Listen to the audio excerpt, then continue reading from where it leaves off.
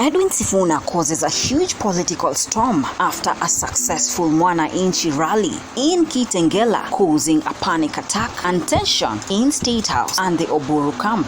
But the question is, after Edwin Sifuna's successful rally today with the large turnouts of numbers of supporters, do you think Oburu Odinga still has any faction of ODM? Probably Oburu Odinga has the party, but Sifuna has all Raila Odinga's supporters. And when it comes to negotiations, do you think Oburu Odinga will make a settlement without the supporters of Raila Odinga who are rallying behind Edwin Sifuna? Raila supporters have just defined a new political movement, the new voice of the people, and he is called Edwin Sifuna. Are you Edwin Sifuna's team or Oburu Odinga's camp? Welcome back to our channel. Press that subscribe button for more news bulletins on Royal News, the channel where you get all your trending politics.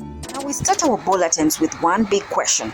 ODM, the Oburu camp, the broad-based supporters, are actually pushing William Ruto to give them the deputy president slot. And from today's event of the Linda Mwananchi that turned out successfully with large turnout of supporters rallying behind Edwin Sifuna, Babu Owino, James Orengo, Osotsi, and many more who are against the broad-based alliance. Do you think there is still room for discussion when it comes to who controls ODM and the supporters of Raila Odinga? It is very clear, it is evident Edwin Sifuna takes it all. And why do you think it has been easy for Edwin Sifuna to actually succeed the supporters of Raila Odinga? This is not only about ODM but the Nairobi politics, succession of Raila Odinga, and the struggle of power for the ODM as a political party. Now, above are some of the images of the event of the Linda Mwananchi with Sifuna turning victorious, a successful event. The large turnout of supporters chanting Sifuna one term and Ruto must go. Now, if William Ruto and Oburu Odinga are not careful, come 2027, they will have a very embarrassing rally because Sifuna has taken all the supporters of ODM. Yes, Oburu might be having the party as the party leader, but without the supporters of Raila Odinga, where do you think Oburu Odinga is heading to? Well, I want us to look at the reasons why Edwin Sifuna has taken over ODM by storm. First of all, the succession politics. Sifuna refuses to acknowledge Oburu Odinga as the party leader because Oburu is seated in illegally. We need to call an NDC so that Oburu can actually be confirmed as party leader, which Oburu is afraid. Munaniona vizuri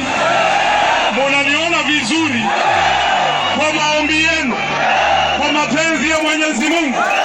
Nasimama hapa Kitengela tarehe 15 mwezi wa pili mwaka 2026 nikiwa bado katibu mkuu wa chama cha ODM.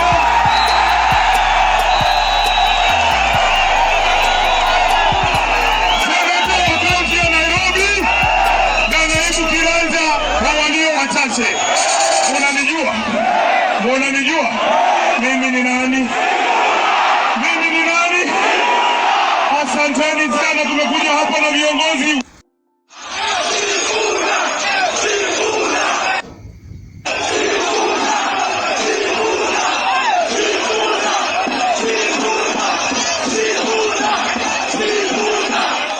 Now, the Kitengela rally made me conclude the people have spoken for themselves. Organic, natural support for Edwin Sifuna because he represents the people and their voices are actually heard through Edwin Sifuna. Sifuna has been creating a firebrand since before Raila Odinga died.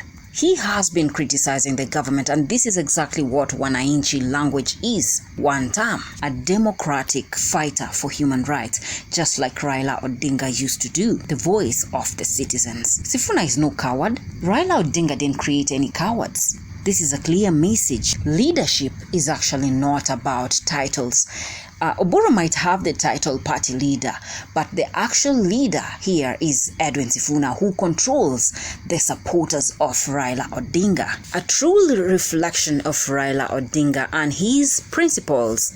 Actually, the grassroots of ODM was rebellion, and this is exactly how we see Edwin Sifuna, Babu Owino, James Orengo pioneering through getting a direct contact engagement with the citizens who acknowledge them as the voice of the people. Now, the consequences of ODM division.